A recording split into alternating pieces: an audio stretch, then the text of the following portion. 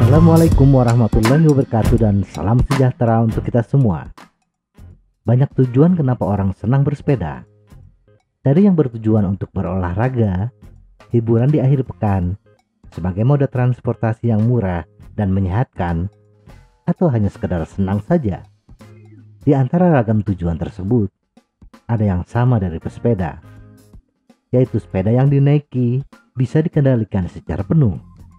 Bisa berhenti ketika harus berhenti. Disinilah peranan rem sangat penting.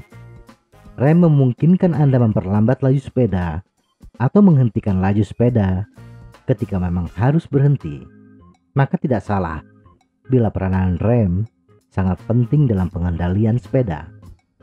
Banyak jenis rem yang pernah dikenal oleh pesepeda dengan karakteristik yang berbeda yang membuat satu jenis rem lebih menonjol dari jenis rem lainnya. Rem yang berfungsi menahan atau mengurangi laju sepeda, prinsip kerjanya berdasarkan gaya gesek. Semakin tinggi gaya gesek, maka semakin cepat penurunan laju sebuah sepeda. Setidaknya ada 3 jenis rem sepeda yang masih eksis saat ini, yaitu rem pelek, rem cakram, dan rem tromol. Jenis yang terakhir ini biasanya diterapkan pada sepeda kompot seperti Polygon Zenith atau biasa kita temukan di sepeda mini dan sepeda anak-anak. Kali ini kita hanya membahas 2 jenis rem yang umum untuk sepeda MTB dan jalan raya, yaitu rem pelek dan rem cakram.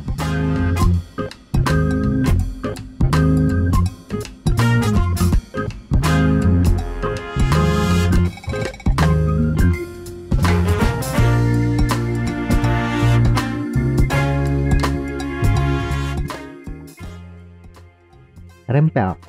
Rem pelek bisa dikatakan rem cakram dengan cakram yang super besar, yaitu pelek roda sepeda. Dengan panjang keliling yang jauh lebih besar dibandingkan cakram, rem pelek membutuhkan lebih sedikit tenaga untuk menjepit pelek. Karena gaya yang dibutuhkan lebih kecil, maka efek tekanan terhadap rem sepeda pun juga kecil. Di samping itu, panjangnya keliling pelek membuat area pembuangan panas pun relatif besar. Rem pelek relatif aman untuk kontrol kecepatan pada turunan yang panjang.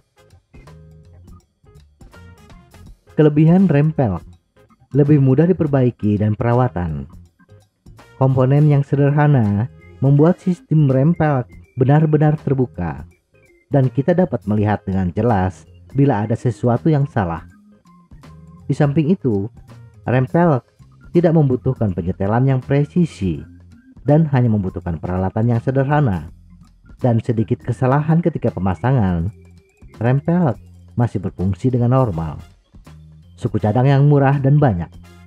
Komponen rem pelek banyak dijual di pasaran dengan harga yang murah dan ada di mana-mana, bahkan di kota-kota kecil pun masih bisa kita temukan. Aman untuk frame sepeda.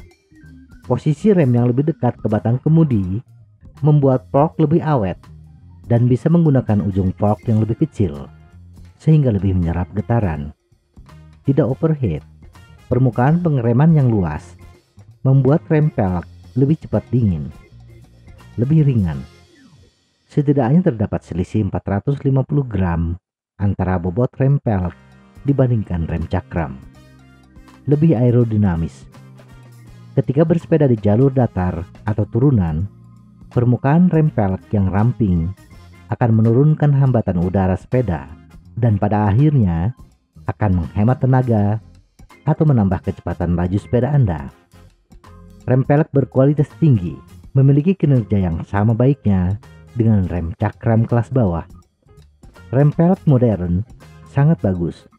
Rem cakram mekanis murah tidak terlalu bagus. Dalam beberapa kasus, Anda mungkin lebih baik bertahan dengan apa yang Anda miliki. Kekurangan rem pelek: kurang pakem. Rem pelek memiliki luas permukaan gesekan yang lebih kecil sehingga menghasilkan lebih sedikit gaya gesek, dan akibatnya sepeda pun berhenti sedikit lebih lama. Pelek tidak tahan lama akibat gaya gesek antara bantalan rem dan permukaan pelek. Lama-kelamaan, permukaan pelek akan mengalami keausan. Tidak cocok untuk kondisi basah. Pelek yang dalam keadaan basah membuat permukaannya menjadi licin, dan pada akhirnya membuat kinerja pengereman pun menurun. Merusak ban. Penumpukan panas di permukaan pelek ketika pengereman di turunan panjang bisa menaikkan tekanan udara di dalam ban, dan pada titik ekstrim, ban bisa meletus. Tidak fleksibel. Ketika Anda mengganti roda dengan diameter yang berbeda, Anda harus menyesuaikan panjang kaliper. Dan pada situasi tertentu, rem tidak bisa digunakan. Misalnya sepeda dengan roda 700C diganti ke 650B, maka jangkauan kaliper harus diperpanjang. Di samping itu, kita tidak leluasa menggunakan ban yang lebih lebar, karena kemungkinan ban terkait kaliper sangat mungkin sulit digunakan pada medan off-road. Medan off-road, khususnya jalur tanah, terkadang membuat ban dipenuhi oleh tanah dan kotoran lainnya. Kondisi ini akan menurunkan efektivitas pengereman. Jenis rem pelek. Rem kaliper. Jenis rem pelek ini umum digunakan sepeda jalan raya. Prinsip kerjanya adalah menjepit pelek dan menggunakan satu baut yang terletak di atas ban sebagai dudukan kaliper. Rem cantilever jauh lebih bertenaga dibandingkan rem kaliper. Meski sedikit kurang aerodinamis, rem ini paling banyak digunakan di sepeda cyclocross. Rem ini membutuhkan dudukan di kedua sisi garpu sepeda. V-brake. Jenis rem ini sangat kuat, paling umum digunakan untuk sepeda gunung dan off-road. Memiliki kekuatan untuk memperlambat dan menghentikan roda yang basah atau bahkan berlumpur, sehingga ideal untuk penggunaan off-road. Rem ini sedikit lebih berat dibandingkan rem cantilever atau kaliper. Dudukan rem sama seperti yang digunakan rem cantilever, yaitu di sisi kiri dan kanan garpu sepeda. Rem cakram. Rem cakram lebih bertenaga dibandingkan rem pelek dan membutuhkan lebih sedikit tenaga tangan untuk mengoperasikannya. Sangat bagus untuk kondisi jalur sepeda yang banyak turunan curam dan jalur off-road. Karena yang dijepit bukan pelek tetapi rotor, maka rem cakram lebih fleksibel terhadap penggunaan ban, baik diameter ban maupun lebar ban. Rem cakram hadir dalam dua gaya yang berbeda, rem cakram hidrolik dan rem cakram mekanis.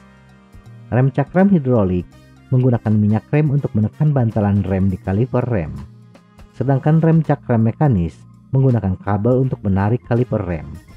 Panas yang disebabkan oleh gesekan tidak mempengaruhi ban karena posisinya yang jauh dari ban. Di samping itu, posisi kaliper rem yang berada di pusat roda membuat kinerja rem tidak terganggu oleh ban yang penuh dengan tanah dan lumpur.